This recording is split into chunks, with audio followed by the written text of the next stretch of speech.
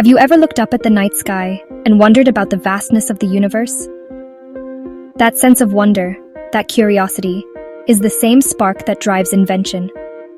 Throughout human history, we have looked at the world around us and imagined something new. We saw lightning and dreamed of harnessing its power. We watched birds soar and conceived of flight. But what happens when the thing doing the imagining isn't human? Can a machine, a collection of circuits and code, truly possess that spark? Can it invent? This question pushes us to the very edge of what we understand about creativity, intelligence, and even our own place in the cosmos. It forces us to ask if the act of creation is a uniquely human magic, or a process that can be understood, replicated, and perhaps even surpassed. To explore this, we must first agree on what invention really means. Let's simplify it. At its heart, an invention is a new solution to a problem. It's a novel idea, method, or device that didn't exist before. It's not just about rearranging old parts in a slightly different way. A true invention has a quality of non-obviousness. It's a leap of insight that connects previously unconnected dots. Think of the first person who sharpened a rock to make a tool, or the team that built the first computer. They saw a need and created something fundamentally new to fill it. Invention is the engine of progress, the very force that has lifted our species from caves to cosmic exploration. It is the practical application of our most profound creativity. Now we stand at a fascinating crossroads in our technological journey. We have built machines, artificial intelligences, that are becoming remarkably adept at tasks we once thought were ours alone. They can write poetry, compose music, and create stunning visual art. But is this true invention? Or is it a sophisticated form of mimicry, a high-tech parrot repeating phrases it has learned without understanding their meaning? This is the central debate. We must look past the dazzling outputs and peer into the process itself. We need to understand if these AI systems are simply shuffling the vast library of human knowledge they were trained on, or if they are capable of making that genuine, non-obvious leap into the unknown, just as we have done for millennia. The implications of this question are staggering, reaching far beyond the laboratories and computer servers where these AIs are born. It touches upon our economy, our laws, and our very identity. If an AI can invent, who owns the creation? The AI itself, its programmer, the company that owns the server? Our entire patent system, built around the idea of a human inventor, is unprepared for this new reality. As we venture further into this uncharted territory, we are not just building new tools. We are potentially crafting new kinds of minds, and we must proceed with the same curiosity and careful consideration that has guided the greatest scientific inquiries throughout history. The universe has more wonders to reveal, and some may be discovered by intelligences we ourselves have created. When we see an AI generate a beautiful painting in the style of Van Gogh, it's easy to be skeptical. The immediate thought is that the machine is just copying. It has seen thousands of Van Gogh's paintings, analyzed the brushstrokes, the color palettes, the swirling skies, and is now simply producing a statistical mashup of what it has learned. This view sees AI as a masterful imitator, a digital forger capable of incredible replication, but devoid of any genuine understanding or originality. It suggests that the AI isn't creating Starry Night 2.0 out of inspiration, but is instead calculating the most probable arrangement of pixels based on its training data. It's a powerful argument, because at a fundamental level, that is how many of these systems work. However, this perspective might be too simple. It overlooks the sheer complexity and depth of what is happening inside these neural networks. When an AI learns, it isn't just memorizing pictures. It is building an internal, abstract representation of the concepts it's shown. It learns about sky, stars, and swirls not as words, but as complex patterns of data and relationships. When you ask it to create something new, it's not just stitching old images together. It's navigating this vast internal idea space to generate a novel instance that fits the concepts it has learned. It's less like a parrot and more like a musician who has studied Bach and Mozart and then composes a new symphony that is clearly inspired by them, yet is entirely its own. The line between sophisticated pattern matching and genuine innovation becomes incredibly blurry. Consider the human mind. We too are products of our inputs. Every artist, scientist, and inventor builds upon the knowledge and works of those who came before them. Isaac Newton famously said, "If I have seen further, it is by standing on the shoulders of giants." Our brains are also pattern-matching machines, constantly drawing on our experiences, education, and culture to form new ideas. Is the process happening inside an AI's silicon brain so fundamentally different from the one happening inside our carbon-based one? Or are we just observing a different kind of creative engine at work? The AI's process is not human, but that doesn't necessarily mean it isn't creative. This leads us to a crucial distinction. Perhaps the debate isn't about imitation versus innovation, but about the nature of the leap. For an AI, this leap is mathematical, a journey through a high-dimensional space of possibilities to find a novel, useful outcome. For a human, the leap feels emotional, intuitive, sometimes even spiritual. But the result can be strikingly similar, a new thing that solves a problem or delights the senses.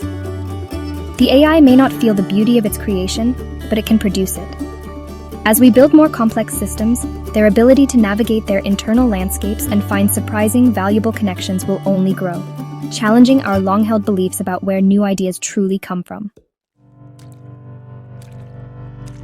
This is not just a theoretical debate happening in philosophy classrooms. Inventive AI is already here, and it's making a real-world impact. Take the case of DABUS, which stands for Device for the Autonomous Bootstrapping of Unified Sentience. This AI system, created by scientist Stephen Thaler, conceived of two novel products entirely on its own. One was a new type of beverage container, based on fractal geometry, making it easier for robotic arms to grip. The other was a flashing light designed to attract attention in emergencies. Thaler filed for patents on behalf of DABUS, listing the AI as the sole inventor. This act threw legal systems around the world into a state of confusion, forcing them to confront a question they were not ready for. Can a non-human entity be an inventor? The revolution is also unfolding in the world of medicine, a field where new inventions can mean the difference between life and death. Designing a new drug is an incredibly complex and time-consuming process. Scientists must find a molecule with the perfect shape to target a specific protein involved in a disease, like a key fitting into a lock. This can take years of trial and error. Today, AI systems are accelerating this process at an unbelievable speed. They can analyze vast biological datasets and predict the structure of millions of potential drug molecules in a fraction of the time it would take humans. In 2020, an AI helped identify a new antibiotic capable of killing drug-resistant bacteria, a discovery that could save countless lives. This wasn't just data analysis. It was a generative act of molecular design. The world of art and culture has also been shaken. In 2018, a portrait created by an AI titled Edmond de Bellamy was sold at Christie's auction house for an astonishing $432,500. The signature on the painting was not a human name, but a line of code from the algorithm that created it. This event sparked a fierce debate. Is this art? Does the value come from the piece itself, or from the novelty of its creator? Regardless of the answer, it demonstrated that AI could produce works that humans find compelling, valuable, and worthy of discussion. AI is no longer just a tool for artists, like a new kind of paintbrush. In some cases, it is becoming the artist itself, challenging our definitions of authorship and aesthetic value.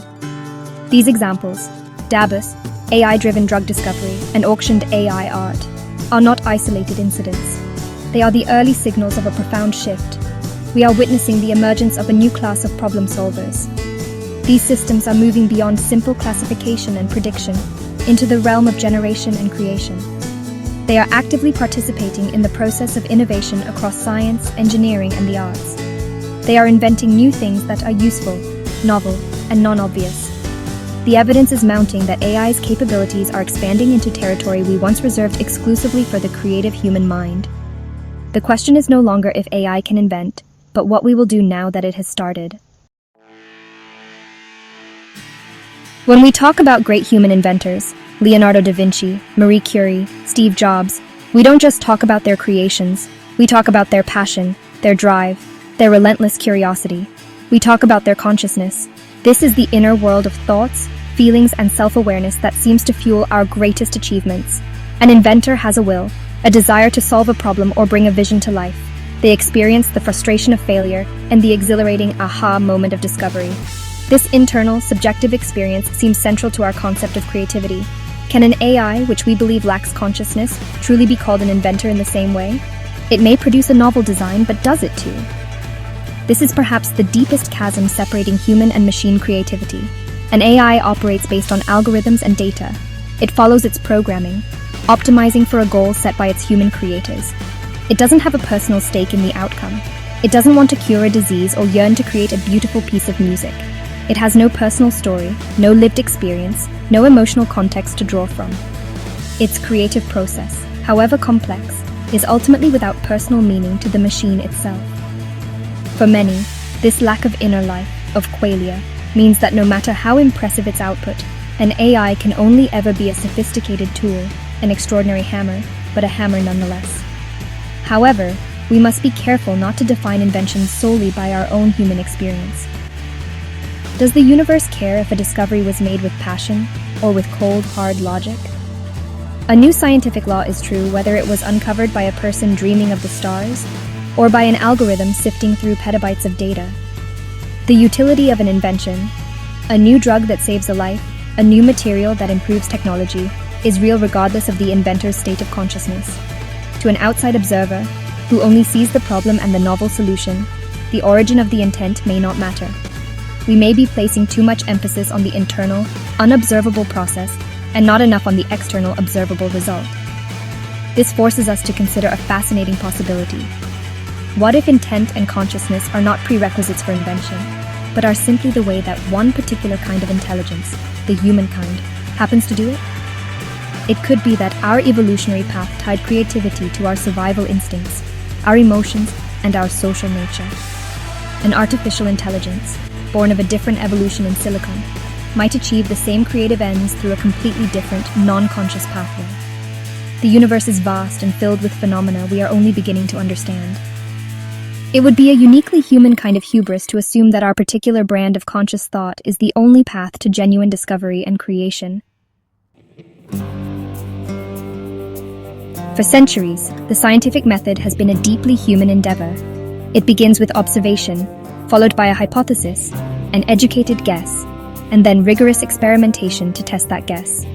This process has been guided by human intuition, experience, and flashes of insight. But a new kind of scientist is entering the lab, and it doesn't need to sleep, eat, or rely on intuition. AI systems are now capable of combing through massive datasets, far larger than any human could ever process, and identifying patterns and relationships that are invisible to us. They are not just testing our hypotheses. In some cases, they are generating the hypotheses themselves, fundamentally changing the way we do science. Consider the field of physics. Scientists at the SLAC National Accelerator Laboratory used an AI to analyze data from complex experiments. The AI, without any prior knowledge of the underlying theories, was able to rediscover fundamental laws of physics on its own. It was like giving a computer a video of a swinging pendulum and having it independently derive the laws of motion. This is more than just number crunching. It's an act of autonomous discovery. The AI is looking at the raw data of the universe and deriving the rules that govern it. This is a powerful tool for verifying our existing knowledge, but its true potential lies in venturing into areas where we have no theories to guide us. This new scientific partner is also upending old ideas in fields like biology and materials science.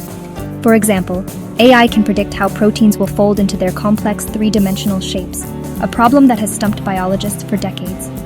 Knowing a protein shape is crucial for understanding its function and designing drugs to target it. Google's AlphaFold has made predictions with astonishing accuracy, accelerating research across the life sciences.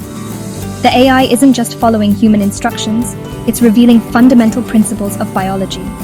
It's discovering knowledge that was always there, hidden in the complexity of nature, waiting for a mind, or a processor, powerful enough to find it. The implications are profound. We may be on the verge of a new scientific revolution, one where human-AI collaboration leads to an unprecedented acceleration of discovery. The AI can handle the massive data analysis and pattern recognition, freeing up human scientists to focus on the bigger picture, asking the right questions, designing creative experiments, and interpreting the deeper meaning of the machine's findings. The line between the tool and the user is blurring. The AI is becoming less like a calculator and more like a research partner, a co-discoverer of the cosmos. It is a new way of knowing, and it could help us unlock the universe's greatest secrets. So, has AI truly invented anything? The evidence suggests that it has. From practical devices and life-saving drugs to fundamental scientific principles, AI systems are producing novel, useful, and non-obvious creations. They are crossing the threshold from tool to creator. But this conclusion doesn't diminish humanity. It redefines our role in the journey of discovery. The future of invention likely doesn't belong to humans, machines, but to the powerful synergy between them. We are at our best when we are asking the big creative questions, guided by our curiosity and values.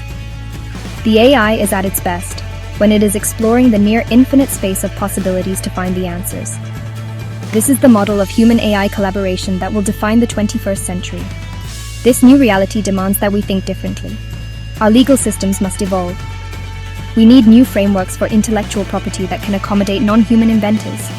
Who gets the credit and who bears the responsibility when an AI creates something new? The ethical questions are just as urgent. We must ensure that these powerful inventive systems are aligned with human values. We need transparency to understand how an AI arrived at a new drug design or engineering solution, so we can trust its outputs. We cannot afford to have black boxes inventing the technologies that will shape our future. Building trust in AI is as important as building the AI itself. Is our fear of AI creativity justified? Perhaps. Any powerful new technology brings risks, but fear should not lead to paralysis. Instead, it should motivate us to be thoughtful architects of this new world. We must prepare for a future where the definition of work and creativity changes. Repetitive intellectual tasks may be automated, freeing up human potential for other pursuits. For deeper emotional connection, for philosophical exploration, for new forms of art we can't yet imagine. Rather than making human creativity obsolete, AI could be the very thing that pushes it into new and more profound territories, forcing us to focus on what truly makes us human: our empathy, our wisdom, and our ability to dream. We began by asking if a machine can have the spark of creation. Perhaps we were asking the wrong question. The real question is how we will choose to use this new kind of fire. AI is a mirror, reflecting and amplifying our own intelligence and intentions. It is a new engine of invention, capable of seeing the world in ways we cannot. Whether this leads to a golden age of discovery and prosperity, or to unforeseen challenges depends entirely on us. The universe of ideas is expanding, and for the first time, we have a co-pilot for the voyage. The future is not about man versus machine, it's about humanity, augmented, and the journey is just beginning.